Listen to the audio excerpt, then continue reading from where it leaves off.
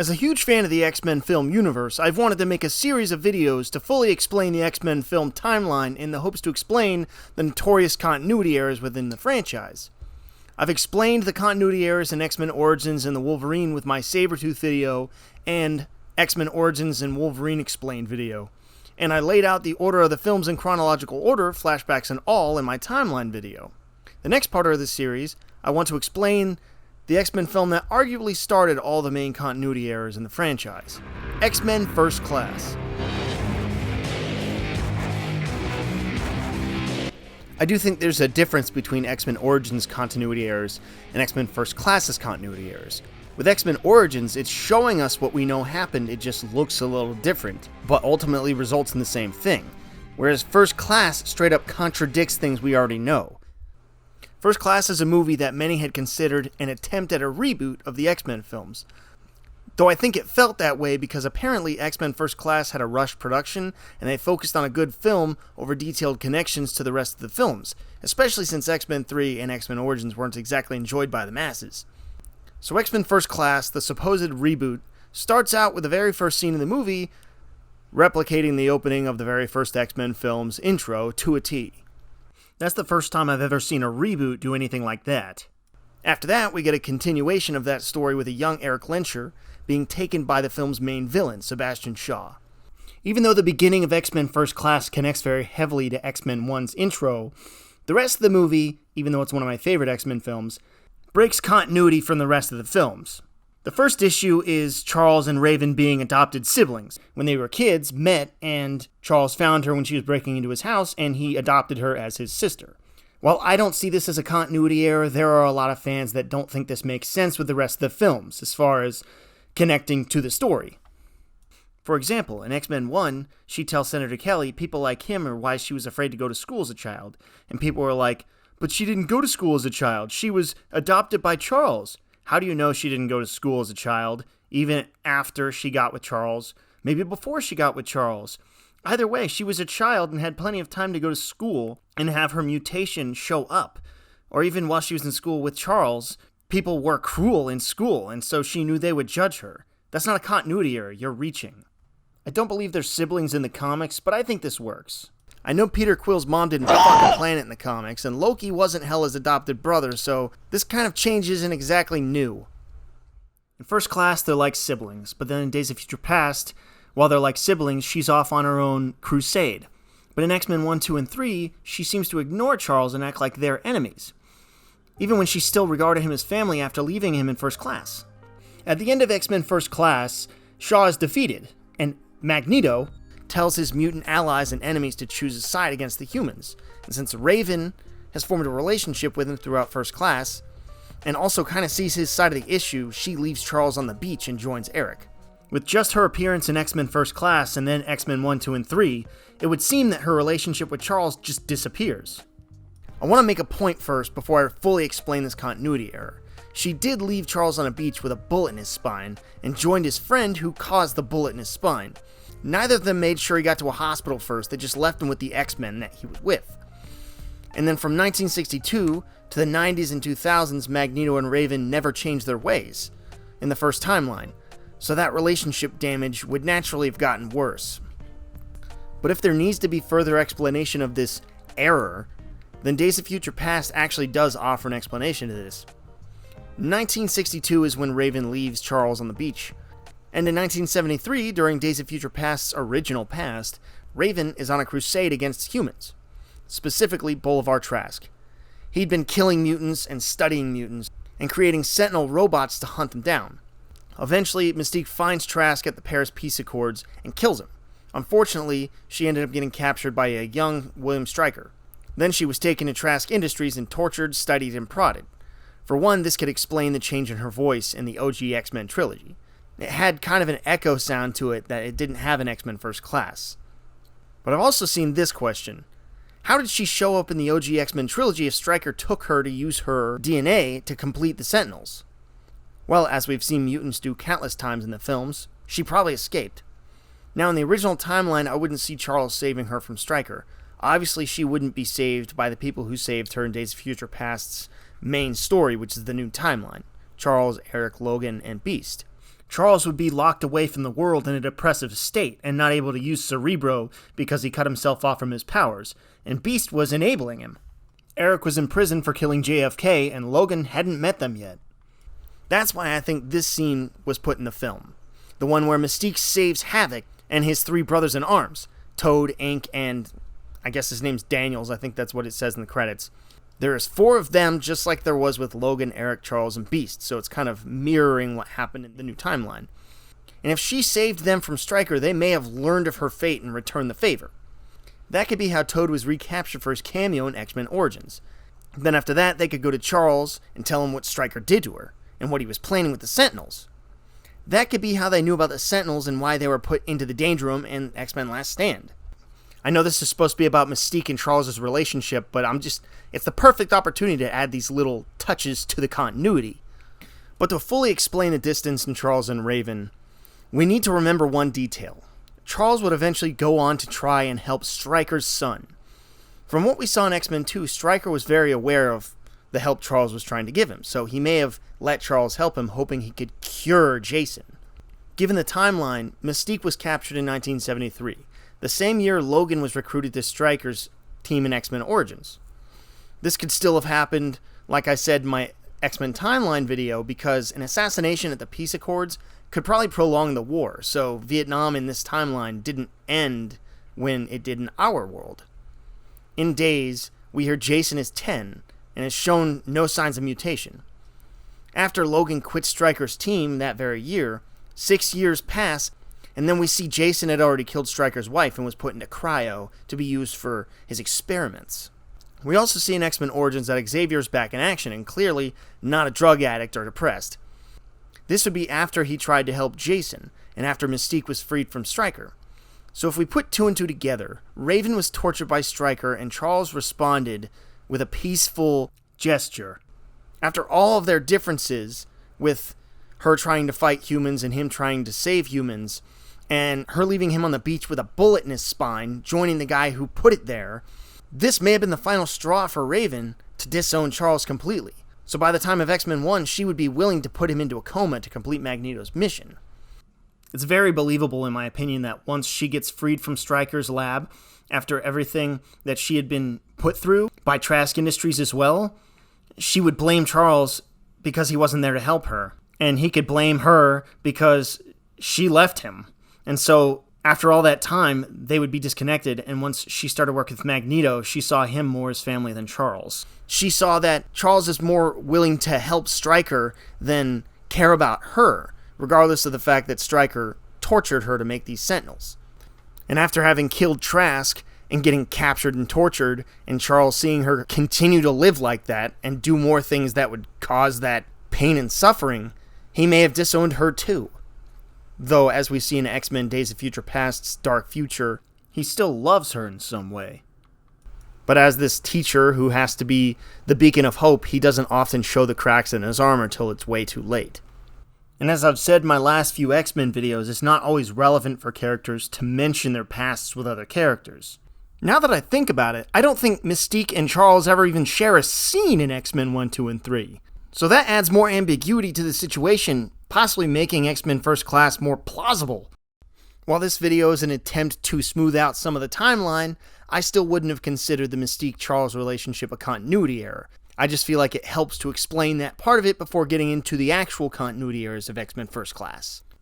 Honestly, a lot of these continuity fixes could be looked at through the same lens as Obi-Wan Kenobi's line in Star Wars when he says, "Everything greatly depends on your point of view." So you could shift the point of view in this and consider that, when X-Men 1 came out, clearly we're going to think certain things happened because it's the first film. Like Wolverine and Sabertooths first meeting because it's the first time we see them together. So the first actual continuity error I'm going to bring up is Charles' paralysis.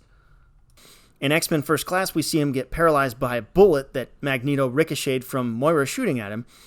And then in X-Men Origins and X-Men 3's intro, we see he can walk fine later on. As soon as Days of Future Past came out, this stopped being a continuity error, because it's answered as one of the main plot points of the movie. In Days of Future Past, it explained that Beast used his anti-mutant serum and tailored it so that it would demutate the damage in his spine, giving him the ability to walk. And people are like, well, in the movie it says that once he uses the serum, he can't use his powers, but he can walk. But yet in X-Men Origins and X-Men 3, we see him using his power and walking. Well, you missed the fact that in X-Men Days of Future Past, Beast says he himself uses the serum to stay balanced, meaning his physical mutation's gone, but his invisible mutation, his intelligence, stays around. But Charles uses too much to block out the voices. So it's possible that if Charles used the same amount that Beast used, he'd be able to walk and use his powers, just like in X-Men Origins and X-Men 3. The answer's right there. So as of Days of Future Past, that's not a continuity error anymore. The next thing is Beast being blue in X-Men First Class, but not in his cameo in X-Men 2, but then being blue again in X-Men 3. Days of Future Past fixes that. The serum that gave him his powers in X-Men First Class, the one that was botched, is the one he finished for Charles' spine, but then also used it on himself. So by the time of X-Men 2, he's using it to look human while he's on TV. And yes, I heard someone the other day on the internet say that that was just an Easter egg, so it doesn't count.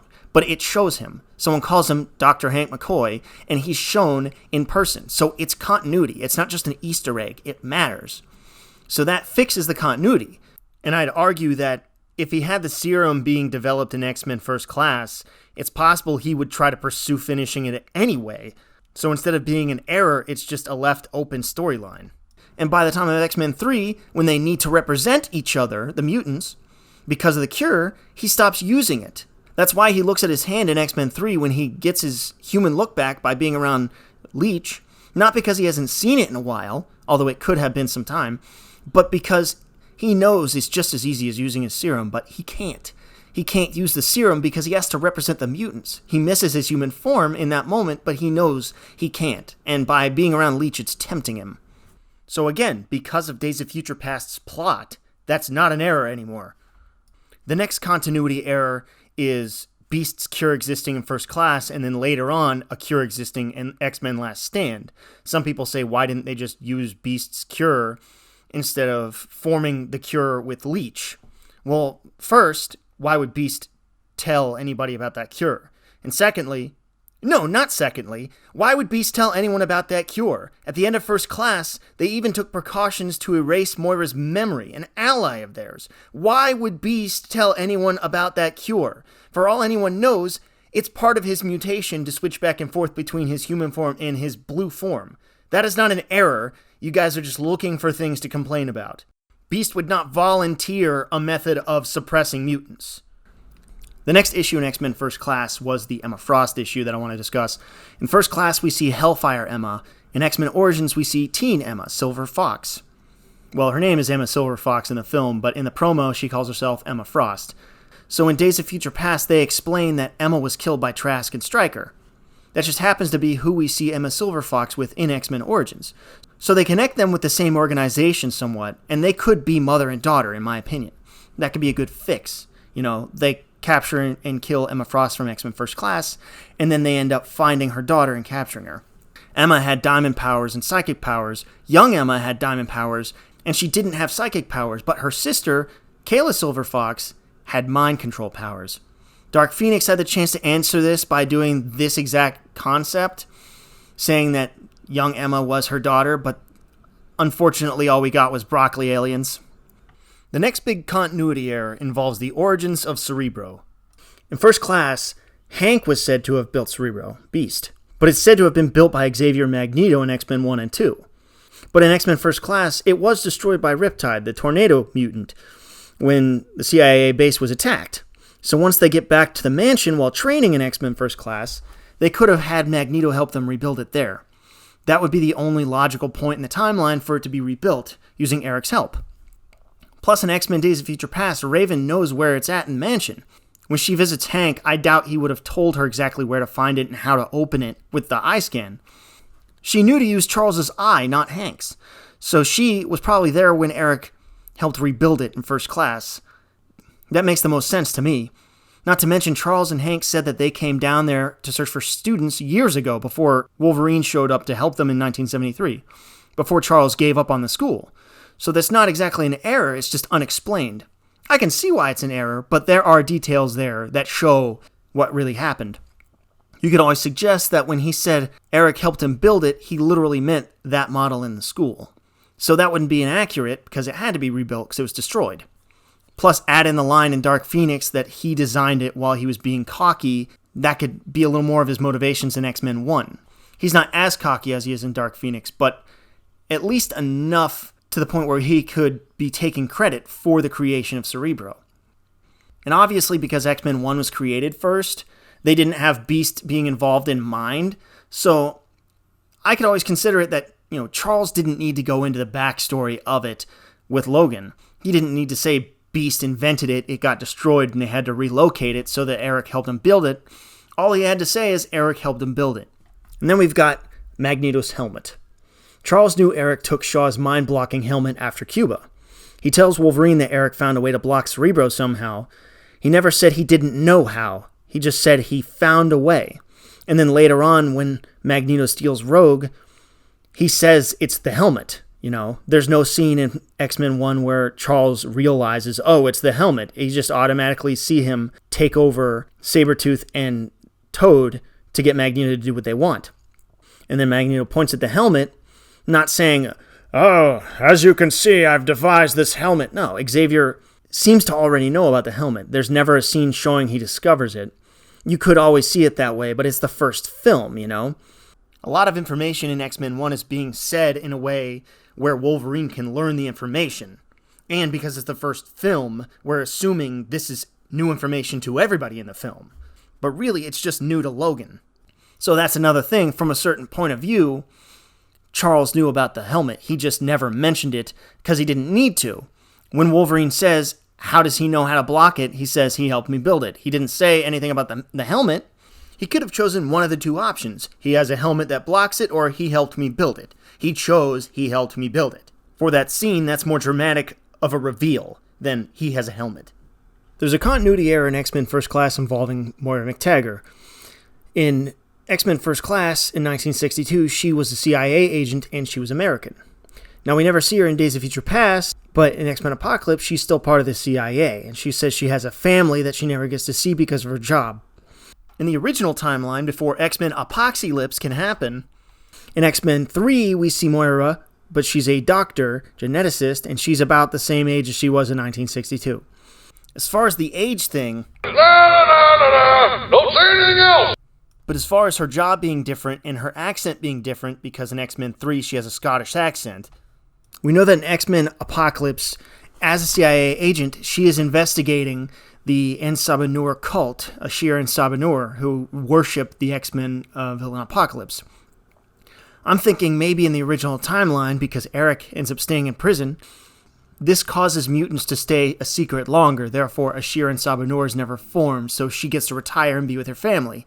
Once her son Kevin is seen to be a mutant, she becomes a medical professional to help her son with his powers. Because in X-Men 2, we see on Stryker's computer, her son, Kevin Mactaggert, is a mutant. She's a CIA agent up until the point where she has a family and she retires. But then in the new timeline, because mutants are revealed sooner, she doesn't retire and continues to look into Ashira and Sabah-Nur.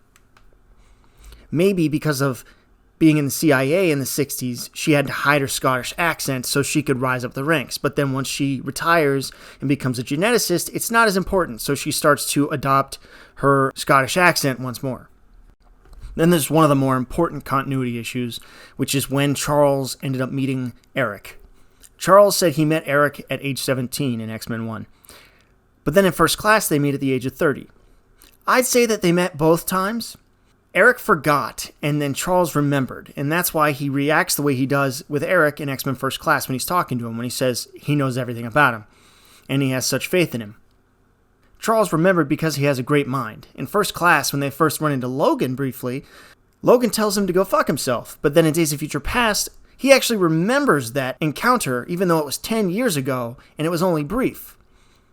So he could have remembered meeting Eric, which was probably more than being told to go fuck yourself, a bigger event than that. The question is, why would Eric forget? And why in all this time would he not suddenly remember? It's obviously possible that you could forget a person you met when you were 17 and then run into him when you were 30 and not realize that's the same person. But Charles does say that Eric left America when he was younger because he became angry and vengeful. It's very possible that he erased Eric's memory of Charles in an attempt to avoid having Eric lead his vengeance back to Charles and Raven, putting them in more danger. That's what he did with Moira in X-Men First Class, erased her memory so that the CIA wouldn't find them. And it's very possible he could have done the same with Eric. Even though he really liked Eric, he knew that that was a dangerous situation, and being tied to someone like that would be dangerous. So essentially, it's possible that age 17, Charles did meet Eric, and then when Eric became vengeful, which would mean he went to go after Shaw in X-Men First Class, before he left, he erased his memory to prevent Eric's revenge story from leading that back to them. But funny enough, it does end up leading back to them in First Class. And when Charles reads the mind of this man he's saving from the water, he would eventually realize this is the boy I met in America. It wouldn't be the first time Charles Xavier kept a secret like that, such as erasing Moira's memory, or erasing Jean's memory of stuff in her past. Erasing himself from Eric's memory to protect him and Raven from Eric's revenge scheme, just in case it went wrong, makes total sense with Charles's character. Another small detail that could have been paid off in Dark Phoenix, since they were doing the whole Sins of Charles Xavier thing. Except they could have also shown everything the characters did in the other movies to make him become this control freak instead of just making him a jerk with everyone else being in the right all the time. There's also the brief appearance of Storm and Cerebro in First Class, and yeah, that's a continuity error. She wouldn't exist that far back in time. In an X-Men Origins deleted scene, we see a 5 or 6 year old version of Storm in that village that they were attacking, the Adamantium, and that's way after this. But I will say, you could fix it by saying that the very first time Charles ever hooked up to Cerebro, it enhanced his brain enough to the point where he briefly got a glimpse into the future and saw Storm, but then it ended. Then he started seeing people from that time period. So essentially, Storm was just a vision briefly. Now let's say sometime later he started at school after First Class, and then he used Cerebro to find students for that school. I think in the first timeline, Xavier saved Storm from Stryker because her name's in Stryker's computer just like Kevin's was. And then in Days of Future Past, Logan says, remember these names, Scott, Jean, Storm. And by the way, Storm's not her birth name, it's Aurora. So obviously maybe he can't find a girl named Storm after Days of Future Past while trying to find people for the school. But then he encounters Apocalypse, and he sees this girl with white hair that has the power of storms. Possibly because of his memory, he remembers this girl in Cerebro that he couldn't find again, and here she is. He could think there was a reason for this, and this is why he trusted her so easily after Apocalypse was defeated. Also because she's a young girl and was manipulated by him, but that could be, just for fun, the little icing on the cake that made him think, this is meant to happen, I'm meant to trust this girl. Another continuity error in X-Men First Class, Moira suggests the name of the X-Men as their team. She says, you're not G-Men anymore, your own little team, you're like X-Men. Then in X-Men 1, Xavier says the students call them X-Men. My idea is that maybe the name Moira came up with was referenced later on as a joke, and some of the students heard it and liked it. And so the name stuck because of the students. Again, I think this is all a matter of perspective. Multiple things can be true at once. Moira came up with the name the X-Men, and the students fondly call them X-Men. He didn't say they came up with the name. And I know Moira doesn't go on to be part of the X-Men directly after First Class, but it's not hard to believe that Xavier mentioned it to Beast or Havoc or any of the other people at the school, and then they liked it, and it stuck. This could have happened in the first iteration of the school right after First Class, before it was shut down during Vietnam, and then once the school started back up, it could have been brought back up, and those students were like, oh yeah, I like that, and so it continued. And then in the new timeline, Wolverine comes back in time and mentions the X-Men, and that's how they could have gotten the name there, in the new timeline. Wolverine says the X-Men. And because that mirrors what Moira said in 1962, it stuck that way in the new timeline. And speaking of students, it's been mentioned that the team in X-Men First Class were his first students in this timeline, when people said that Scott, Jean, and Storm were his first students in X-Men 1. And like I said in my last video, he said they were some of his first students. But to add on to that, the X-Men in X-Men First Class might not all have been students. He just taught them how to fight and how to learn their powers. If anything, they could be his team, not students. He's just teaching his team how to use their powers. There's also the possibility that if any of them would go on to be students at his school, because Moira says he's officially a professor at the end of X-Men First Class, then Consider the fact that the school was closed down during Vietnam. It failed at one point, and it's very possible that once the school started back up, the one we saw in X-Men 1, 2, and 3, Xavier in that state of mind wouldn't want to consider the first school his actual school. So then once he starts getting students for the restarted school, some of his first students were Scott, Jean, and Storm. And like I said in my last video, the X-Men Origins continuity one, that doesn't mean they were his only first students. So I don't consider that a continuity error. So we have two continuity errors that were fixed a long time ago as the main plot of Days of Future Past. Two that I consider nitpicks if you look at the character development within the films and see that they aren't really errors. And many more errors that came from lines in the original trilogy that were vague exposition at the time. The two Emmas are so different that unless you know the comics, you could easily overlook it, and the Storm one conveniently showed up in a machine designed to make a psychic more psychic. I think most of these could easily be removed from the error list because they're based on vague statements. As you can see, if they wanted to explain these errors further, they easily could have. The hardest one would be Moira's lack of aging, but I plan to get to that eventually. Either way, some of these errors should stop being brought up because they were fixed in Days of Future Past. Honestly, there's a lot of story that Days of Future Past tied together from the other films, though unfortunately, there seem to be a few more continuity errors introduced into that film too. Because of that, my next X-Men video will not only explain Days of Future Past's continuity in the ways of errors, but I'll also explain the many strands of story that pulls the franchise together.